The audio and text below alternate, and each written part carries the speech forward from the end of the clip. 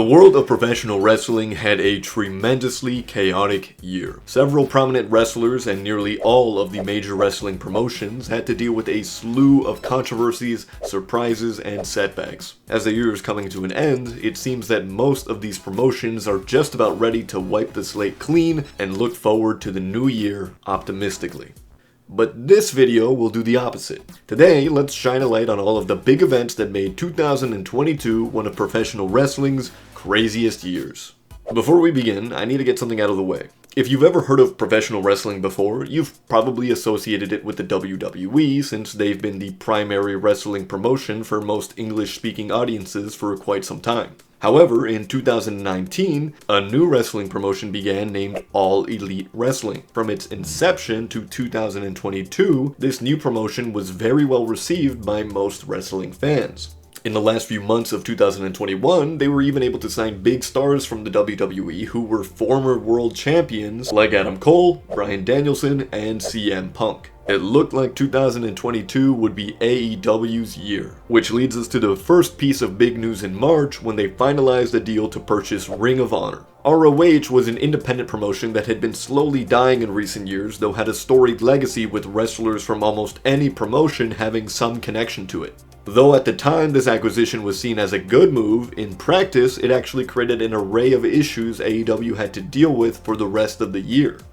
One of the main issues being the need to present the Ring of Honor titles within AEW regularly to keep them relevant. This meant that on top of AEW's men and women's world championships, their tag team championships, the FTW championship, and the men and women's TV championships, they now had Ring of Honor's men and women's world championships, their TV championship, their pure championship, their tag team championship, and their trios championships. And despite this, AEW would go on to introduce the All Atlantic Championship and their own AEW Trios Championships this year too. So the Ring of Honor purchase, while good in intention to preserve a legacy of independent wrestling, ended up diluting AEW's championship presence by having so many champions that it felt like almost every match on their show included one. This would be one of the main complaints that longtime fans of AEW made, because one promotion has the amount of champions that two promotions should have. At the very least, heading into 2023, it seems as though President of AEW, Tony Khan, has heard the complaints and has promised that there will be a stronger separation between All Elite Wrestling and Ring of Honor going into the new year.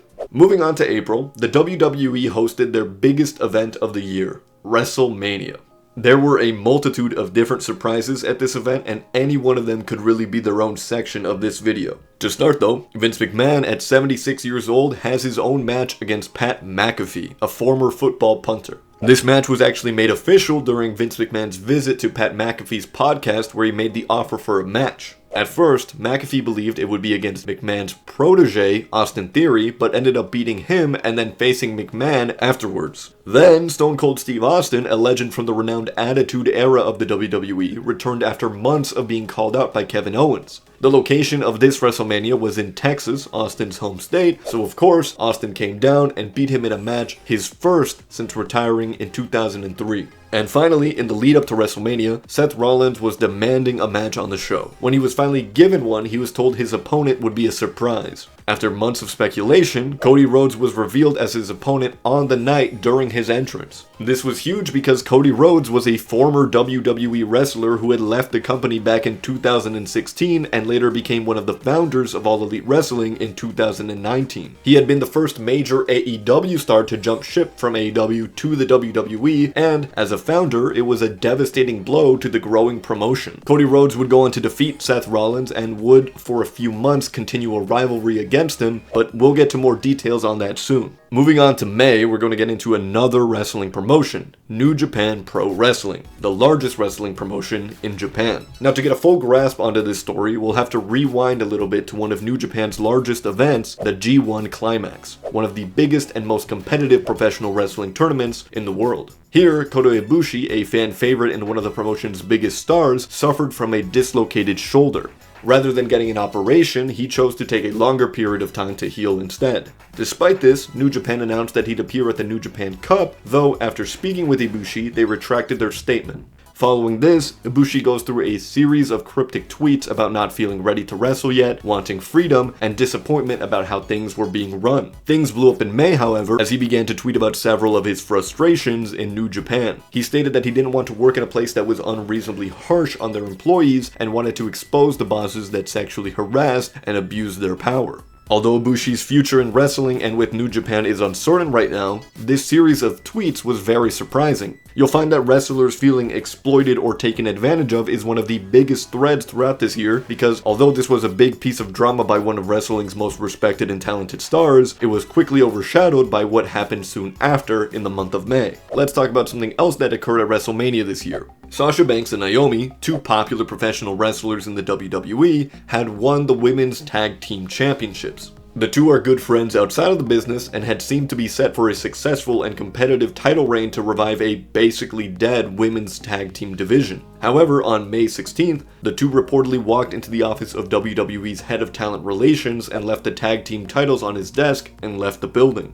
This prompted a response by the WWE stating that the two were being unprofessional. Surprisingly, they made this point both on air and in a statement released publicly. It was also reported by a friend of Naomi's that they were called, quote, spoiled and told to, quote, get their attitudes together. So why did they walk out? Well, apparently it was rumored that despite their emotional win at WrestleMania and their plans to reign together as tag team champions, they were set to split up just weeks after winning the title. The split would have led the two to compete against the two women's world champions in the WWE, Ronda Rousey and Bianca Belair, and both have a losing effort after splitting up. The WWE was basically going to ignore what Sasha Banks and Naomi wanted to instead use them to build up the single stars against their best wishes. Several other wrestlers from varying promotions spoke out in support of Sasha Banks and Naomi, urging others to stand up for them too. Now it's rumored that Sasha Banks has left the WWE, letting her contract expire, and may be signing with All Elite Wrestling or other wrestling promotions. This is a huge deal because Sasha Banks is an integral part of WWE's women's division and one of the 4 main women associated with revolutionizing women's wrestling in the WWE. And speaking of wrestlers standing up for themselves and going against their bosses, even later in May, a wrestler signed to All Elite Wrestling named MJF no-showed a scheduled appearance at a meet and greet event. Even more than that, he had been spotted playing slots at the same time that he was scheduled to be signing autographs and taking pictures with fans. This happened 24 hours before MJF was set to compete at the AEW Double or Nothing pay-per-view in the climax of a long-time rivalry with his former partner, Wardlow. This comes after news of disputes between MJF and the management of AEW regarding MJF's pay.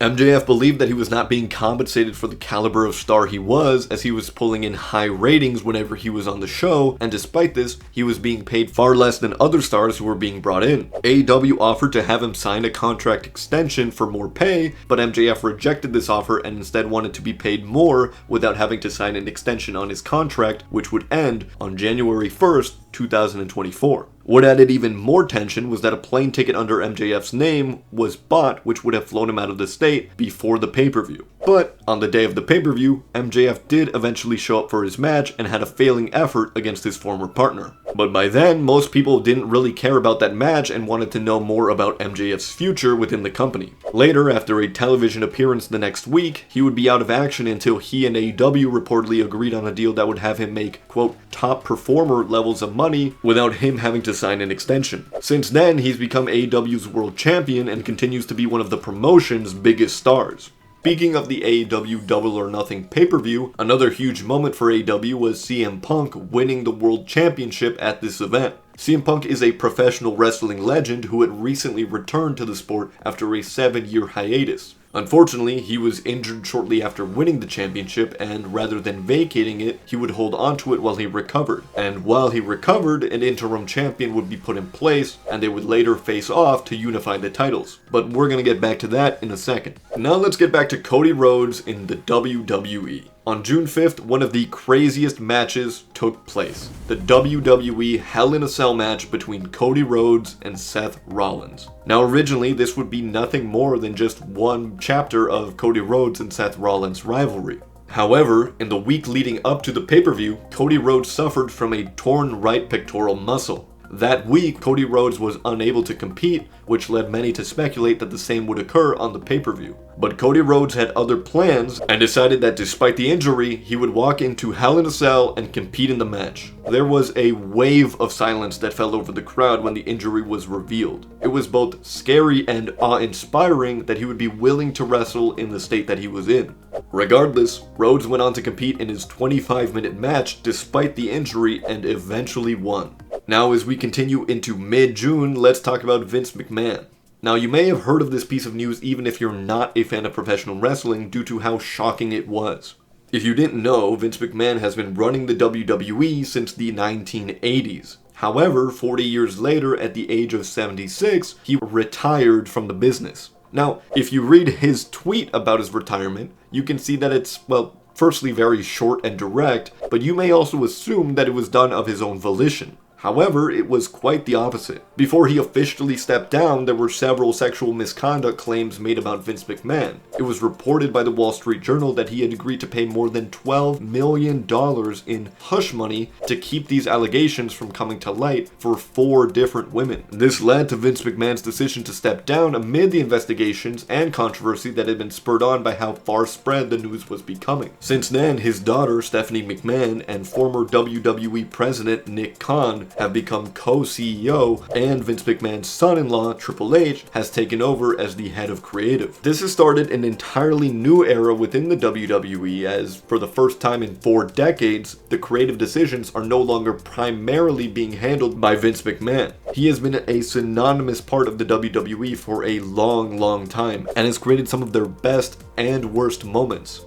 Since the WWE is one of the largest professional wrestling promotions, this changing of the guard is going to have a substantial impact for the wrestling world. Now let's jump back into All Elite Wrestling news because in September, CM Punk returned from his injury. He and the then interim world champion Jon Moxley faced off a week before a pay-per-view to unify the titles, which Moxley won, and then they would have a rematch the next week at the pay-per-view, which Punk won. Unfortunately for Punk, he was injured again right after winning the championship for a second time. Following this, an agitated Punk would go on to berate AEW's executive vice president/wrestlers at the post-show media scrum. Why? Well, it's a bit complicated, but to summarize, Punk had a falling out with his best friend, Colt Cabana, over a lawsuit back in 2014 regarding the finances of a suit they were in together against the WWE. When Punk joined AEW in 2021, Cabana was already part of the promotion but began to appear less and less. It was speculated that it had something to do with Punk's influence or arrival, and some fans even assumed Punk had directly asked for Cabana to be moved from the roster. The president of AEW, Tony Khan, denied this rumor and stated that Punk had nothing to do with it. Still, the circulating rumors, comments, and jabs made by journalists and fans seemed to be too much for Punk to handle. At the press conference, he expressed his anger at the journalists as well as the executive vice presidents known as the Elite for supposedly spreading these slanderous lies. Punk was incredibly frustrated and was airing out his grievances in what most agree was a very childish and unprofessional way.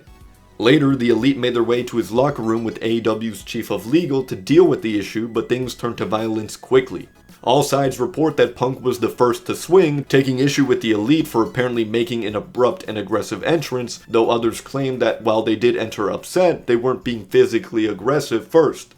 The brawl between the Elite and Punk's camp would go on to include a chair being thrown, fists flying, and Punk's coach, Ace Steel, having pulled the hair of one of the executive vice presidents, Kenny Omega, and even biting him. Afterwards, everyone involved was suspended while the investigation into the issue was pending. And eventually, most everyone except the Elite and Punk were reinstated, with the sole exception being Ace Steel, who was obviously fired because, hey, the guy bit someone.